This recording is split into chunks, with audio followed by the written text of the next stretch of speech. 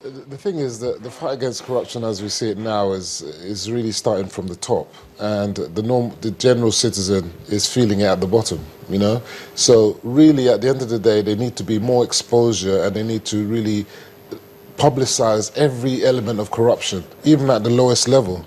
So we need to have more media exposure of that kind of thing, because if it doesn't become an anathema to people that, you know, where's my, you know, what have you got for me today, that kind of thing. They need to dispel that from the grassroots, even from schools, from the councils, from the local authorities to the, you know, every department. As I said, even in the private sector, you know, everywhere, every sphere in our, you know, in our country, corruption is practically endemic.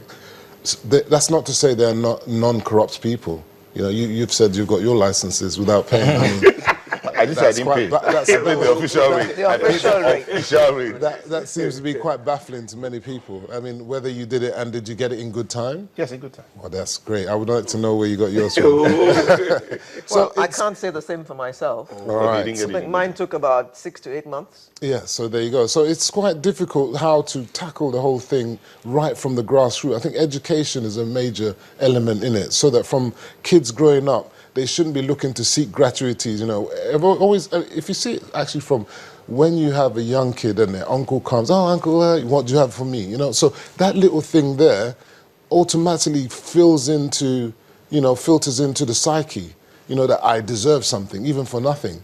We deserve something. So even if I'm just doing my normal job, I should get something because I helped you push your file forward. And really that needs to be taken out.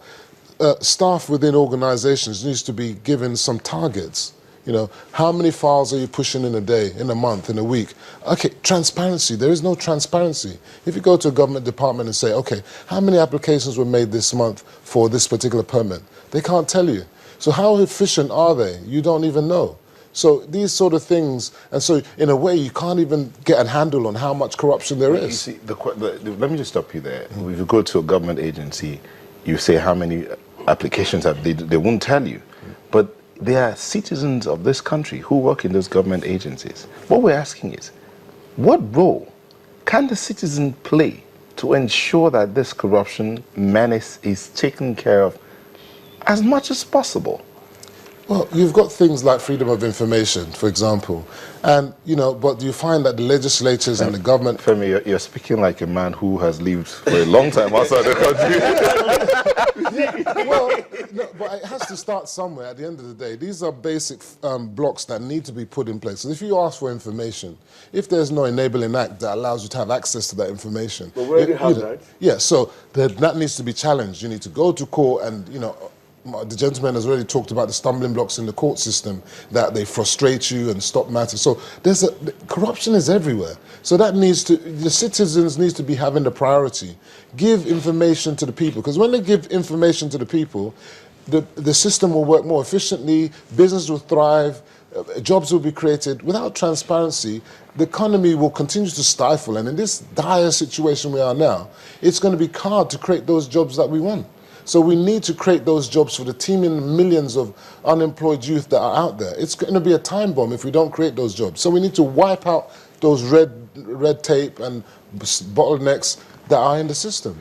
Okay, well, I think before I come back to the change agent here, Makandrola says, fighting corruption should start from our homes, our churches, our mosques, our communities. There was a time, at least growing up, I know you're more advanced in it now, but growing up, I know there was a time where you're living in a neighborhood and you saw your neighbor who's a civil servant, and he comes in a car that you assume is beyond his income. Questions are asked. I mean, growing up, you come back home with a football your mom knows he did not, or she did not buy for you. You answer questions, or you wear a shirt she did not buy for you. Maybe your elder brother bought for you that you did not report. You answer questions, sorry. Where did that sense of morality, where did we derail? Where did it go? I'll tell you straight away. I grew up in a community where if a policeman should visit your compound, from the head of that family to the least, you become suspects. within the community. People want to know what brought the man Why? to your compound. I'm talking of policemen who had batons now, not the AK-47 wielding ones now. Now, that was how serious people respected their integrity, family name, and value system. But what happened over the years, all of those value systems were eroded. And then we started to appreciate new things and ephemeral things. So much so that integrity meant nothing to all of us.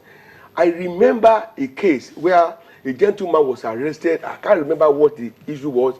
But because of that, the man whose daughter was supposed to marry refused to allow his daughter to marry that guy because he was arrested. Not that he was found guilty. Okay, but today what do you find? People are coming from detention camps and then they are met by musicians and people in uniforms, okay, celebrating them. It's very rampant now. Apart from that, the so-called common man, the users of wood and drawers of water, when people get arrested for crime or for whatever, they are the ones, they will give them peanuts, they go and make banners and carry banners protesting that the man they arrested is their brother.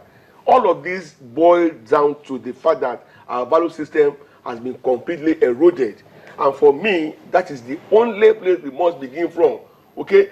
My late mother, God bless her soul, wherever she is now, if she found ordinary pencil in your bag, which she didn't buy for you, the following morning she will follow you to school. And you have questions to answer. She was that hard on us. We were 3 boys, and she said, look, she will not be alive and allow us to go astray. But what do you find now? Some secondary school pupils are the ones feeding their parents. They are the ones maintaining, I'm telling you, paying rent and doing all sorts from income they make from Yahoo and all manner of evil transactions. So how can do you expect that father to now reprimand the boy for misbehaving? No, he has lost authority over the child. And that is the thing. The value system to start with must be restored. We must begin to work on that line. Number 2, there's a great disconnect socially here now. So much that, it is a case of we against them. Okay? And people go through so much to get degrees, yet they cannot find jobs.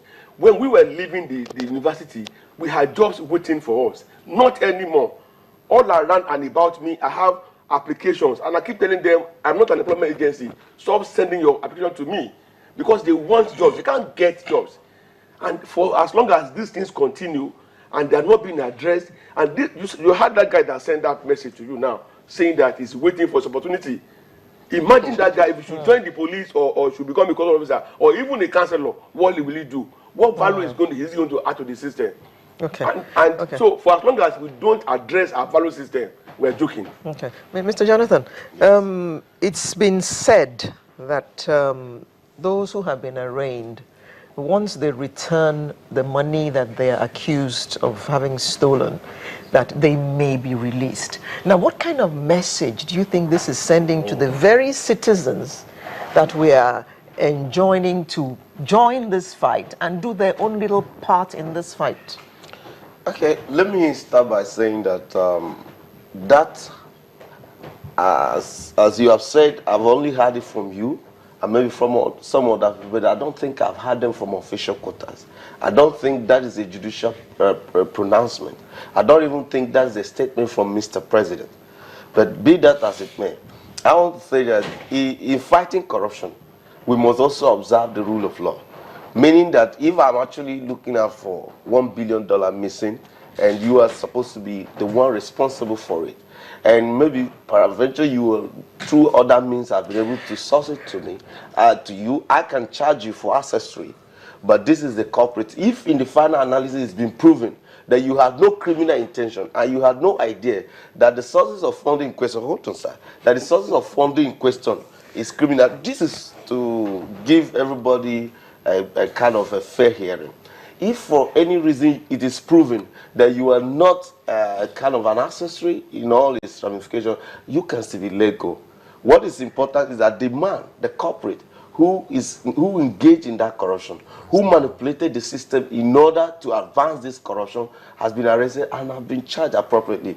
So that people who are not For example, you are my friend, and I decide to give you business to do for 50 million, and I'm involved in corruption, does not mean that you also involved in that corruption. That is simple. But now, let me take it further backward to say that citizens. No, so hold on. I refuse to accept that. Let me give you. Corruption is a network. Hold on. When I finish answering that, I will come back to say that I'm not saying that people who have stolen,